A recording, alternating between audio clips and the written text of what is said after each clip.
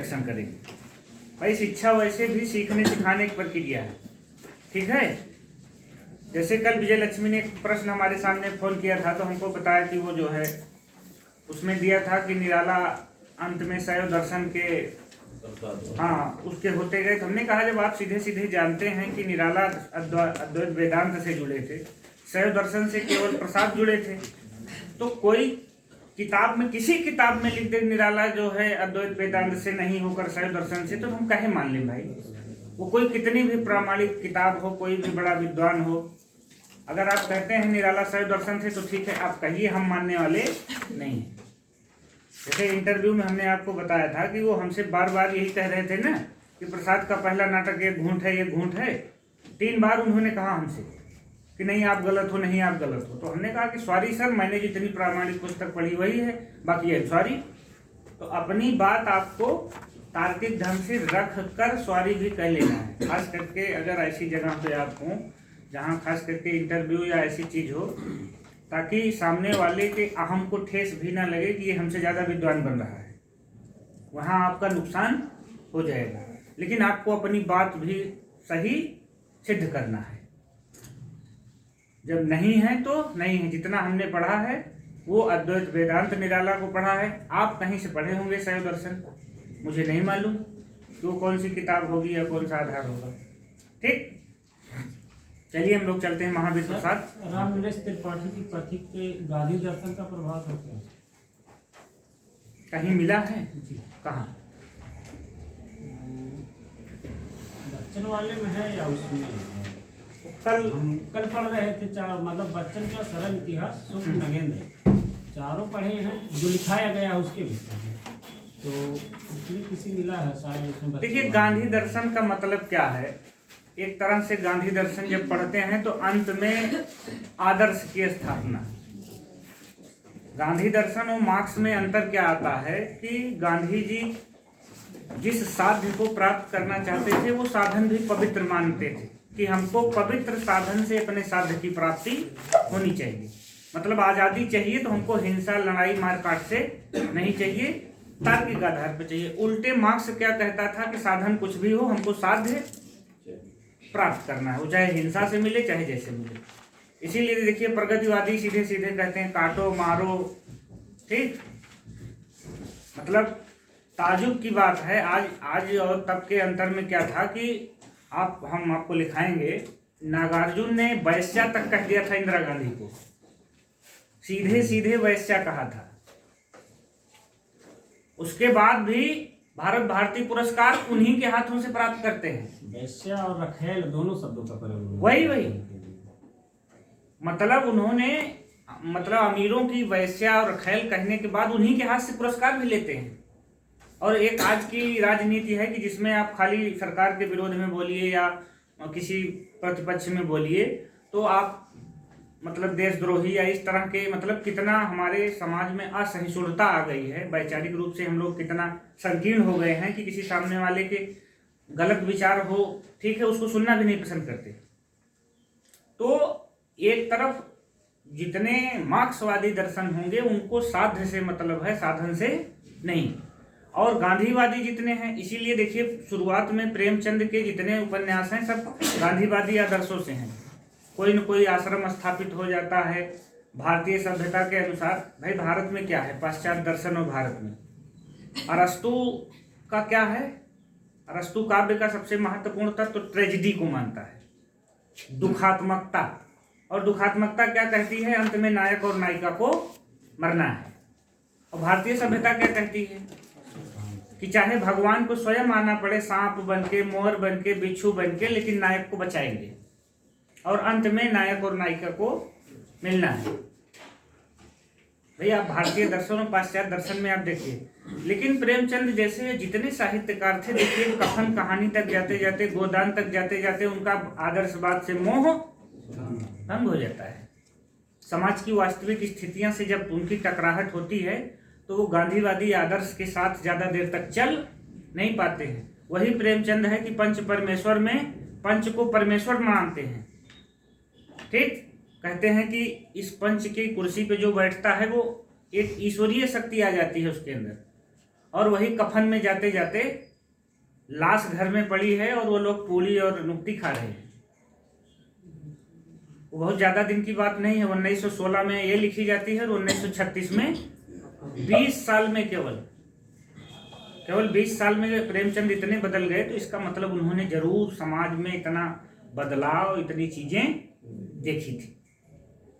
तो जैसे उसमें पहले में क्या है, विदेशी शासन से है, दूसरे में देशोद्धार है, तीसरे में आके फिर विदेशी शासन, एक तंत्र से मुक्ति है। तो कहीं ना कहीं अगर कुछ इस तरह का आदर्श स्थापित किए होंगे तो उसमें लिखा जा सकता है कि गांधीवादी आदर्श से है। जहाँ तक गांधीवादी आदर्श से सवाल की बात अगर हम जोड़ें तो सबसे महत्वपूर्ण नाम आता है सियाराम शरण गुप्त का, कि गांधीवादी दर्शन से सबसे ज़्यादा प्रभावित अगर कोई कवि था तो वो अगर नंबर 1 की बात की जाए तो वो सियाराम शरण गुप्त होंगे। इसीलिए उनको था ये कि पथिक जो है गांधीवादी दर्शन की छाया छाया, वही हम जो कह रहे हैं ना कि कोई आदर्श इस तरह का स्थापित किया गया होगा। ठीक, बाकी उसकी जो विशेषता है वो कल्पनाश्रित खंड काव्य में है, जो उसकी सबसे महत्वपूर्ण चीज है कि उसका आधार पुराण, इतिहास, तर्क न होकर समय की मांग के अनुसार उसकी कथा गढ़ ली गई है, उसे निश्चित कर लिया गया। तो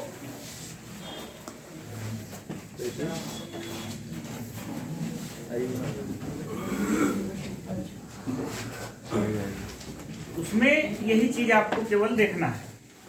ठीक, वैसे भी देखिए अनिल, ठीक है, वो भी एक प्रश्न की गुंजाइश है, लेकिन हम इसीलिए बार बार कहते हैं कि हर पॉइंट की उस खास चीज को खोजने की कोशिश करिए जिससे वो पॉइंट पूछा जाता है, और अगर पूछा जाता है तो कुछ ना कुछ उसमें खास चीज होगी जरूर। सामान्यतः जैसे हम आपको ही दे दें पेपर बनाने के लिए, तो जब आप पेपर बनाओगे, बैठोगे, तो आप भी तो यही देखोगे कि क्या कहाँ अच्छी चीज है, किसको हम पेपर में डालें, यही चीज होगी ना। तो जो भी पेपर बनाता होगा वो ऐसे खास खास बिंदुओं पर ही फोकस करता है। वहाँ से 2-3 चीजें आप ना भूलिए। एक, शुक्ल जी ने उन्हें देशभक्ति को रसात्मक रूप देने के लिए जो उनका कथन है, कल्पनाश्रित खंड काव्य है, उनका सीरियल 17, 20, 29, ठीक, और उनके नायक नायिका हो गए, और एक तरह से समय की मांग के अनुसार वो लिखे गए।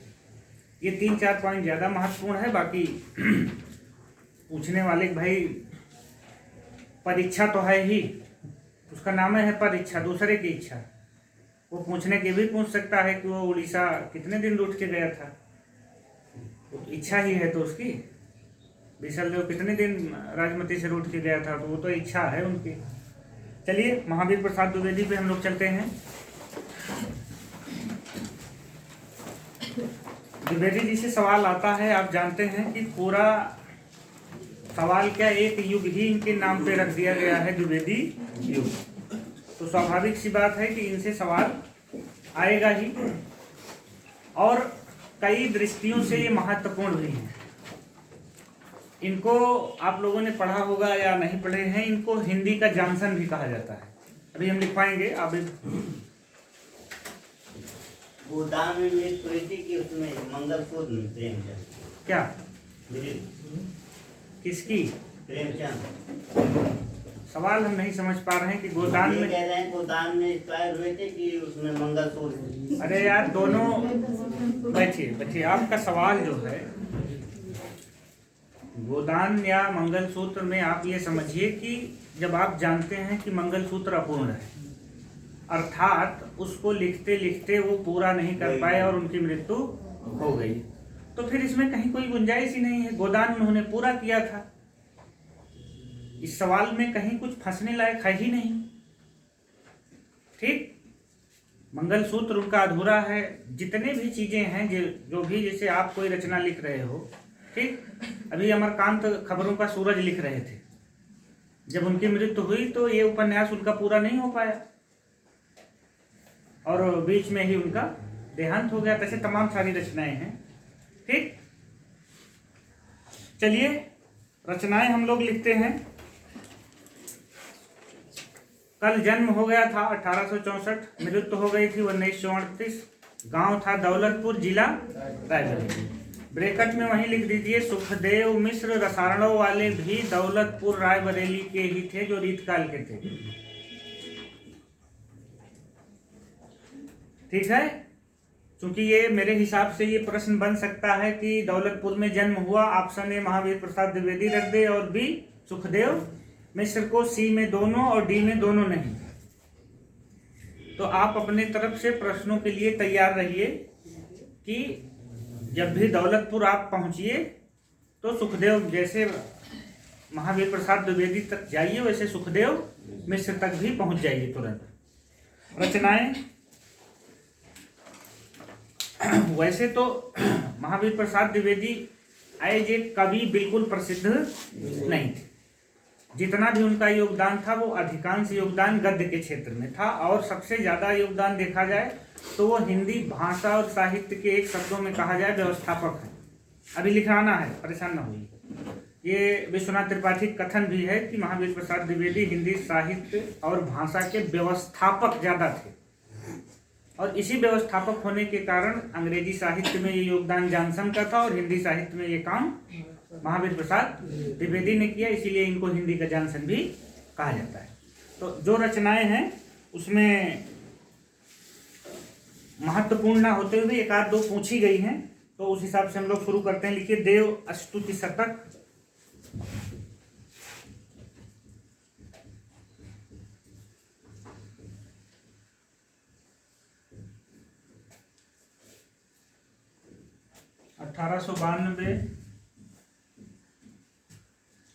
अगली है कान्य कुब्जावली।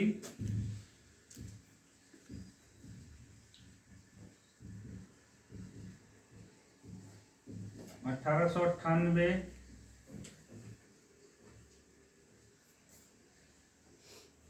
समाचार पत्र संपादक स्तवन।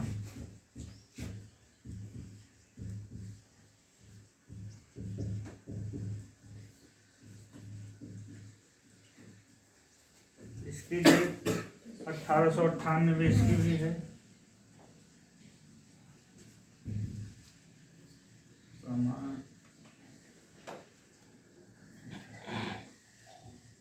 समाचार संपादक स्तवन। स्तवन का मतलब वंदना या स्तुति करना, पूजा करना होता है। नागरी, काव्य मंजूषा,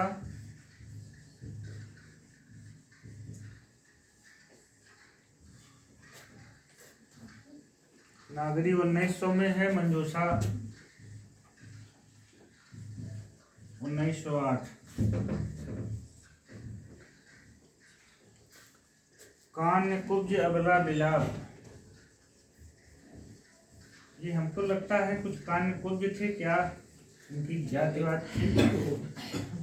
ये सर ऊपर वाली दूसरी रचना कान्य कुब्जा वाली बर्तम है कि कान कुब्जा वाली केवल।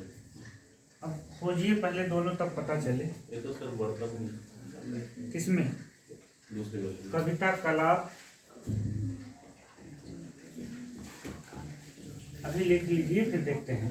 नीचे वाला क्या लिखा? कान्य कुब्ज, कुब्ज जा है यार, वो या लिख उठा। कान्य कुब्ज जान रहे हैं ना, ये एक ब्राह्मणों में क्या कहते हैं? कान्य कुब्ज ब्राह्मण। हाँ, एक गोत्र। गोत्र, हाँ गोत्र है। कविता कलाप, इसकी डेट है 1909। सुमन, ये पूछा गया है, ध्यान दीजिएगा। सुमन ये 1928 में है।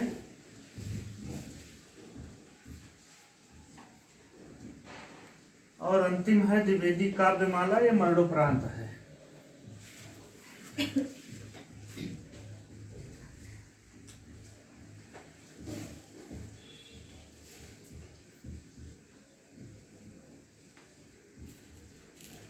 ये 1940 में है, इसके आगे लिख देना है वो मरणोपरांत।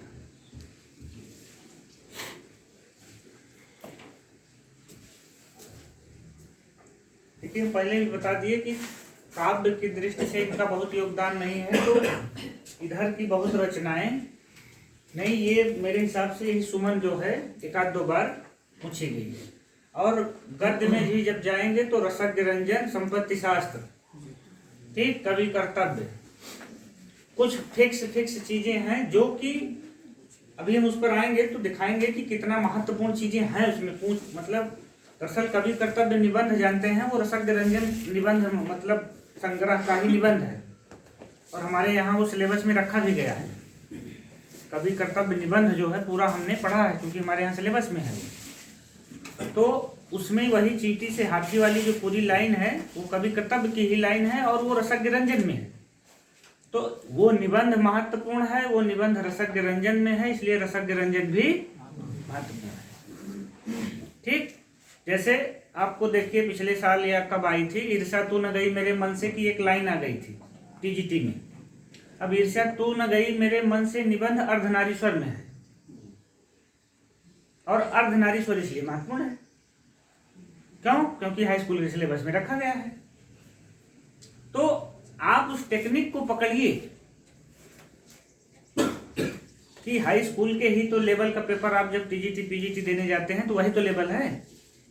और आप जब इन निबंधों को, किताबों को पढ़िए तो ये जरूर देखिए कि ये है कहाँ से, किस संग्रह से लिया गया है। भाई अब यही सवाल उठा के रख दे, आधे लोग जरूर गलत हो जाएंगे कि ईर्ष्या तू न गई मेरे मन से निबंध दिनकर के किस निबंध से, अरे हाई स्कूल में रखा गया है। आधे लोगों को नहीं पता होगा, जबकि आप मास्टर किसके बनने जा रहे हो, हाई स्कूल इंटर के। तो वो सिलेबस तो आपके हाथ में एकदम रटा हुआ होना चाहिए ना, कौन सी कविता किस संग्रह से है, कौन सा निबंध किस संग्रह से है। ठीक, तो अब ये हो गई एक तरह से इनकी मौलिक रचनाएं। अब फिर हम लोग लिखते हैं अनुदित रचनाएं।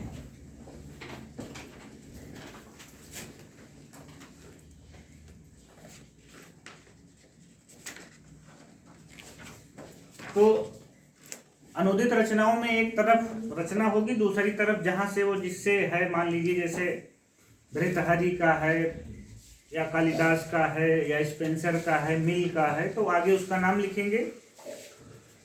विनय विनोद पहली, उसके आगे वैराग्य शतक का,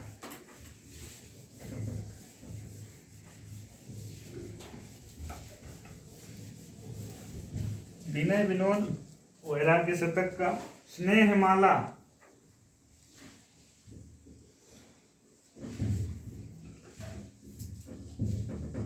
इसके आगे श्रृंगार शतक का,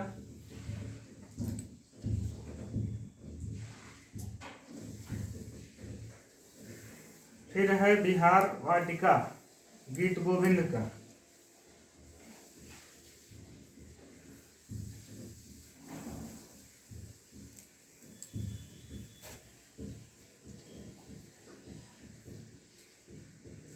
गीत गोविंद जान रहे हैं जयदेव का है, संस्कृत भाषा में है।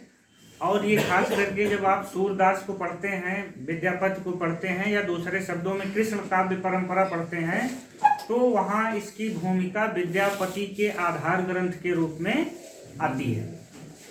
ठीक, इसका महत्व वहाँ पे ज्यादा है। गंगा लहरी आ गई इनकी, आगे किसका लिखेंगे, पंडित राज जगन्नाथ का।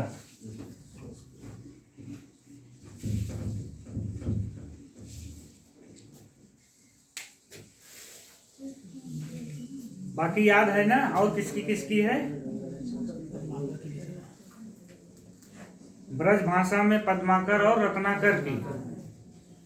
ठीक, संस्कृत में पंडित राज जगन्नाथ, दोनों जगह है, जगन्नाथ दास रत्नाकर और पंडित राज जगन्नाथ। उसको फंसाना होगा तो वो कुछ न लिखे, गंगा लहरी लिख दे, पंडित राज जगन्नाथ, जगन्नाथ दास रत्नाकर दोनों रख दे। भाषा पूछ ले किसकी संस्कृत में है, तो पहले पे रत्नाकर को रख दे, आधे लोग गलत कर जाएंगे। करना कुछ नहीं है, आपको करना यह है कि आपको उसका उत्तर थोड़ा सा सावधानी से देना है। ठीक, अगली महिला मोद,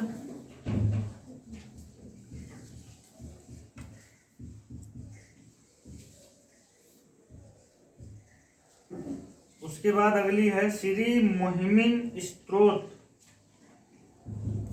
ये किसका है?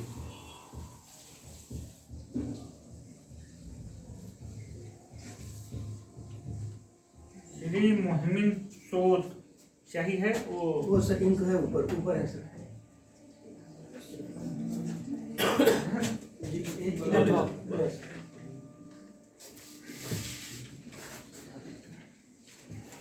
आगे लिखिए सुहाग रात, सर ये किससे लिए नहीं? संस्कृत से है, आगे नहीं लिखा है। दरअसल देखिए इसमें भी अभी जो 2-3 इम्पॉर्टेंट हैं उनको हम इंडिकेट कर देंगे। नीली भाई ये नीली काली जो भी है, वायरन के नाइडल नाइट का, हाँ सुहाग रात आगे जो है वायरन आप जान रहे हैं ना, वायरन की एक शैली, वायरन के नाइडल नाइट का। नेक्स्ट कुमार संभव सार,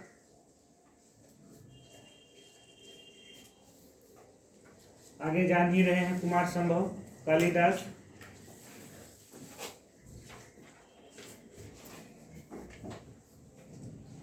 रघुवंश,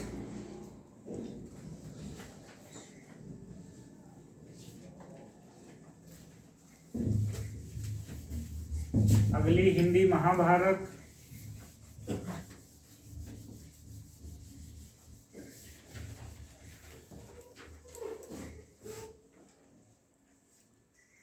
अगली किरातार्जुनियम,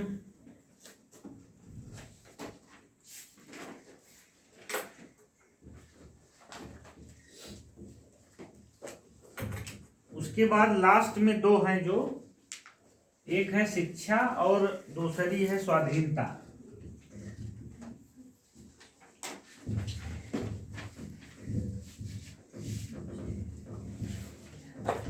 अब शिक्षा के आगे हमको लिखना है स्पेंसर के एजुकेशन का अनुवाद है।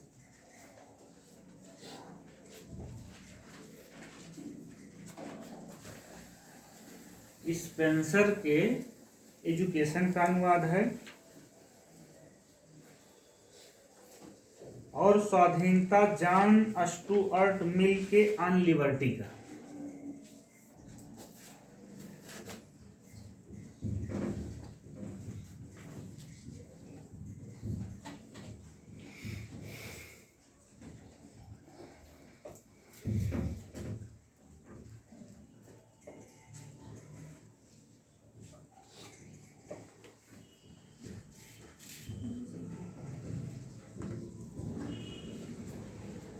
देखिए इसको थोड़ा सा हम इसलिए मुझे महत्वपूर्ण लग रहा है कि जैसे आप शुक्ल में चलेंगे तुरंत आप लाइट ऑफ एशिया का जो है मिल जाता है ब्रजभाषा में, और वो बहुत पूछा जाता है, हमेशा उसकी भाषा ही पूछी जाती है।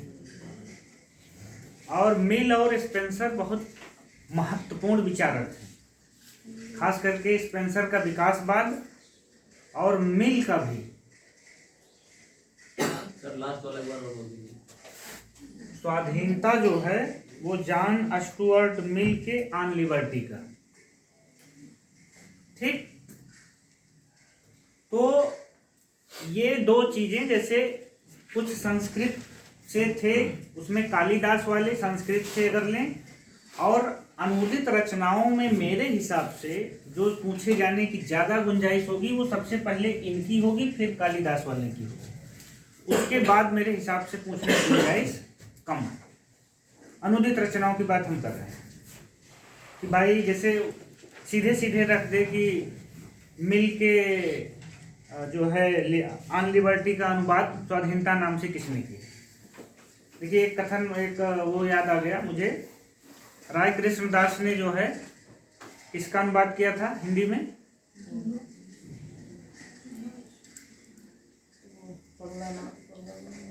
हाँ पगला नाम से।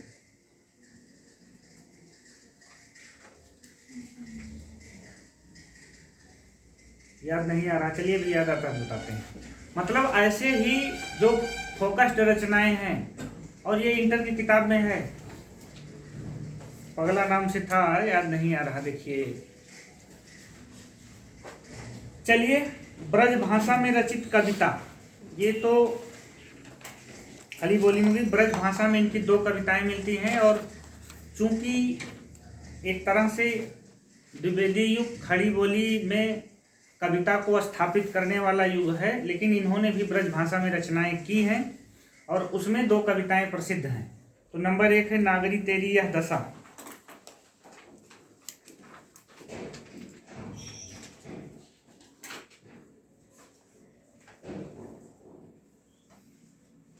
नंबर 2 है अयोध्या का बिलाप।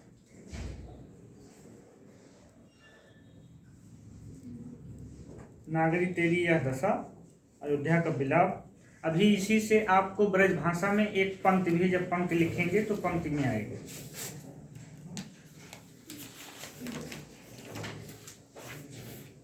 अब कुछ सामान्य तथ्य कुछ है दिमाग में,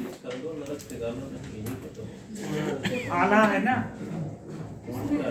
आएगा भी वो। खरगोन नरक ठिकाना उस परिप्रेक्ष्य में हम लिखेंगे जिस परिप्रेक्ष्य में वो लिखा गया था, बाल मुकुंद गुप्त को वो जवाब दिया गया था। तो उस पूरे विवाद में हम आएंगे। विवाद में कौन कौन था, कौन किसके पक्ष में था, किसने क्या वो विवाद क्या था, हम सारे पे चलेंगे। ठीक, पॉइंट में हम लिखना शुरू करते हैं। देखिए, गंगा लहरी वाला पॉइंट हम ऑलरेडी लिखा चुके हैं, इसको हम अलग से नहीं लिखवा रहे हैं। कि आप अगर अलग से लिखना चाहें तो लिख लीजिए कि गंगा लहरी संस्कृत में पंडित राज जगन्नाथ ने, ब्रज भाषा में पद्माकर और जगन्नाथ दास रत्नाकर ने, और खड़ी बोली में महावीर प्रसाद द्विवेदी ने, जबकि यमुना लहरी ग्वाल ने लिखी। इतना हमने लिखा है, तो चाहे तो आप लिख लें। लिखवाए हैं, लेकिन पूरा एक सीरियल से पूछेंगे तो भूल जाओगे। लिखिए, अच्छा लिख लीजिए। पंडित राज जगन्नाथ ने, चूंकि सीरियल भी यही बनेगा, सबसे पहले संस्कृत में आएगा, तो पंडित राज जगन्नाथ ने संस्कृत भाषा में, तो संस्कृत भाषा को अंडरलाइन कर लीजिए। गंगा लहरी लिखा, पद्माकर और जगन्नाथ दास रत्नाकर ने ब्रज भाषा में लिखा। पद्माकर और जगन्नाथ दास रत्नाकर।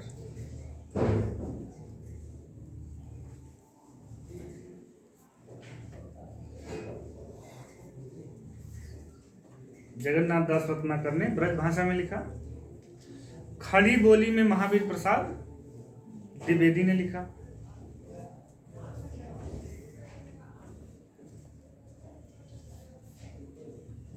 आगे वहीं ब्रैकेट में लिख लीजिए यमुना लहरी ग्वाल अलग से। खड़ी बोली में महावीर प्रसाद द्विवेदी ने। ये आपकी बात पूरी हो गई। अब जब गंगा लहरी कर रहे हैं तो यमुना लहरी भी वहीं ब्रैकेट में लिख लीजिए अलग से, ताकि ये क्लियर रहे कि गंगा लहरी यमुना लहरी। इससे एक चीज ये होगी कि आपको याद बड़ी आसानी से होगी। ठीक, अगला पॉइंट लिखिए।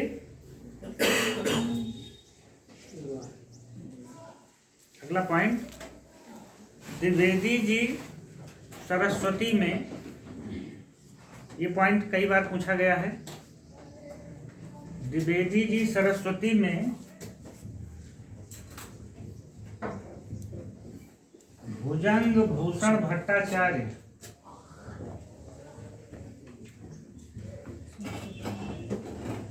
द्विवेदी जी सरस्वती में भुजंग भूषण भट्टाचार्य और सुकवि किंकर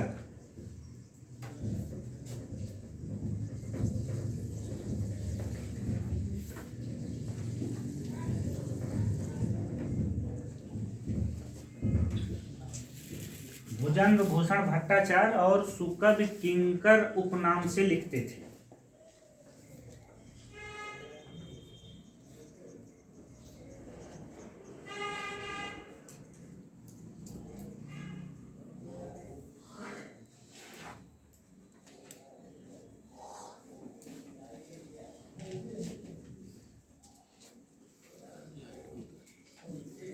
ठीक। अगला पॉइंट एकदम मल्टीपर्पज क्वेश्चन हो गया है। ज्ञान राशि के संचित कोश का नाम साहित्य है। अगला पॉइंट,